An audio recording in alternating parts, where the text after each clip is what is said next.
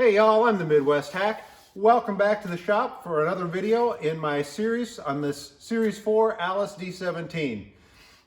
Today we're going to be tackling one of the problems that's really been a bother to me on this machine, and that's that this hydraulic filter was bypassed. Somebody had put a loop of hydraulic hose in place of the hard lines that were originally here. They just looped it from one port to the other and completely bypassed the filter.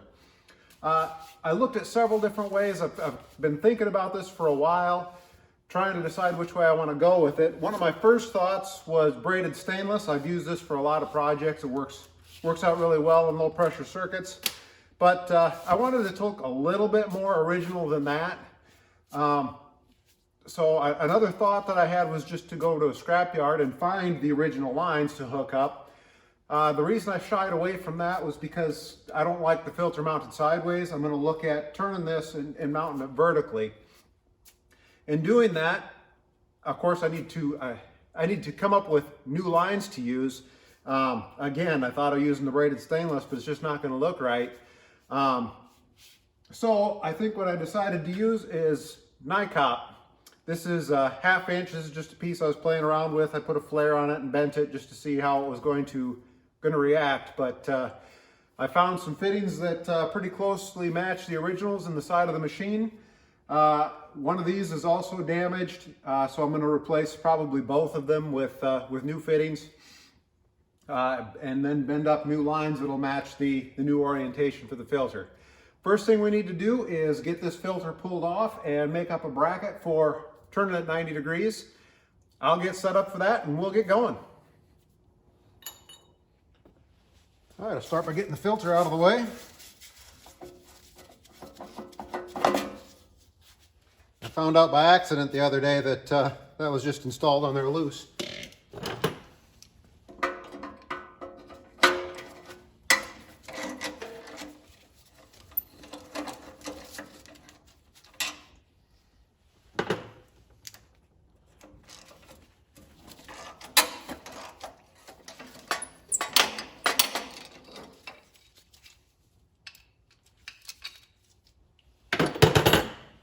All right, I'm going to take that over to the bench, get all the fittings pulled out of it, and get everything cleaned up. Who knows how long those ports have been open. Probably going to take a lot of cleaning. Then we'll start to get some measurements to see how we want to reposition that. All right, y'all, I got the filter header cleaned up. These plugs in the top came out easy enough. Turns out they both go into this port. Which is unfortunate. I was hoping to be able to put the switch in one of those instead of here, but that's not going to work. So anyway, I put a filter on just to give me a size reference. Put 2 new fittings in the ports. Originally, of course, it sat like this. We're going to try and tip it up like this. What I had envisioned is drilling and tapping this fitting for the switch if these wouldn't work. But unfortunately, if I do that, the switch is so tall that in order to have clearance under the battery tray, I got to drop the filter down. It starts to get a little close to the pump, and then the ear of the filter header is hanging off of this. I mean, I eventually plan to get the other side panel put in here, but I kind of wanted to keep it up in this area. So what I'm looking at possibly doing instead is putting a T in here instead,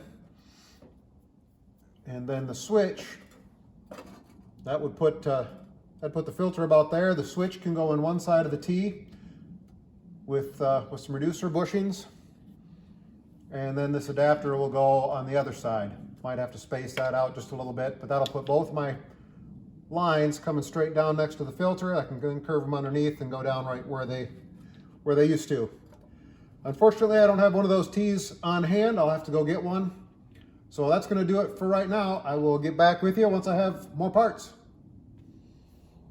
All right, y'all, it's a couple days later. I finally made it to town and got some fittings. Ended up changing around what I'm going to try here. This is still not fully decided, but this is kind of what I'm leaning towards right now. Ended up coming out of the top with a street 90 to I don't remember, an 1.5 inch nipple, something like that, a couple inch nipple to a T. Then I can run my line up into this. This is the original fitting. Rather than using the 90 that I bought, I'll use a straight, and then a couple reducers to go to the switch over here. That should allow me to put this up in here just like this and run my two hoses, or my two lines down, and then follow the original routing back to the tractor. This is all just hand tight right now, so the switch will end up getting moved in. Well, this whole thing is going to end up getting shorter, but I think I'll still have enough room for the tube without hitting the filter, be able to get in there with a filter wrench and get it off still. I think I'm going to tighten those up and see where everything ends up.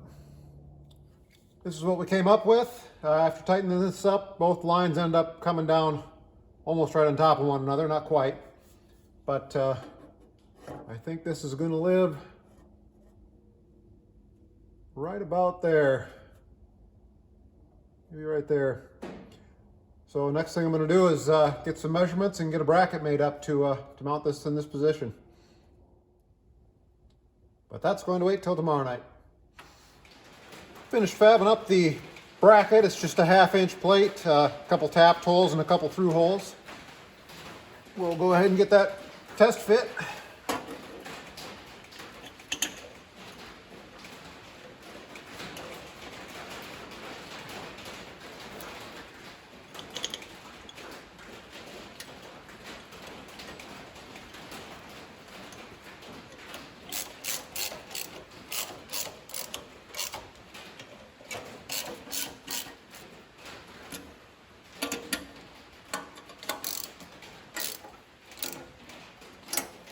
Filter header on.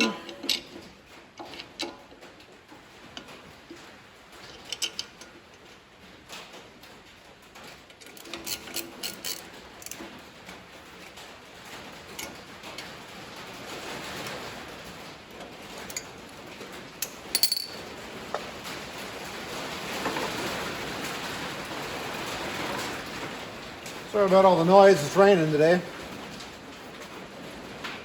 All right, I'll work on getting some lines fabbed up and get those on. I think I got the first line ready to go. We'll go ahead and see if I can get that installed. This one goes from the top port on the tractor here to the back port on the filter head.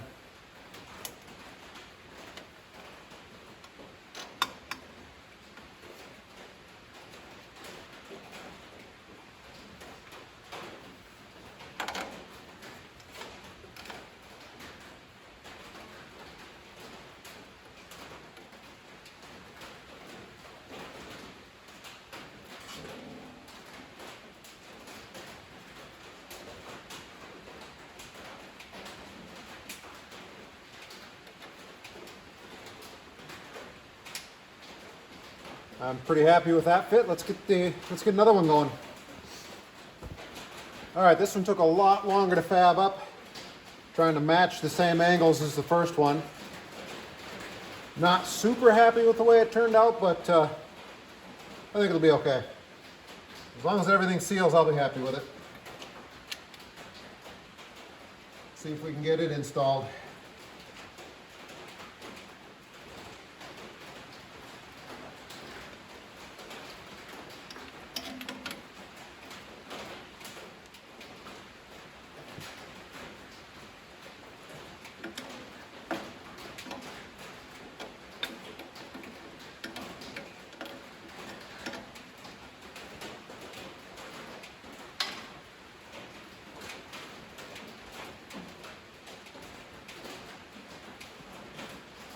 Again, I'm pretty happy with the way that came out. Maybe not quite as good of quality as a factory job, but I'll blow everything back apart for paint and do final tightening on these fittings. Well, as you can see, this is not painted. Unfortunately, I ended up being out of paint, and then overnight it dropped below freezing and actually snowed on us. I don't have enough heat in here to paint at this point. So until things warm up a little bit here again, this is the way it's going to sit. I'm happy to have it done. I did start the tractor up, ran it for a little bit, ended up having a leak at this end and a leak at the other end.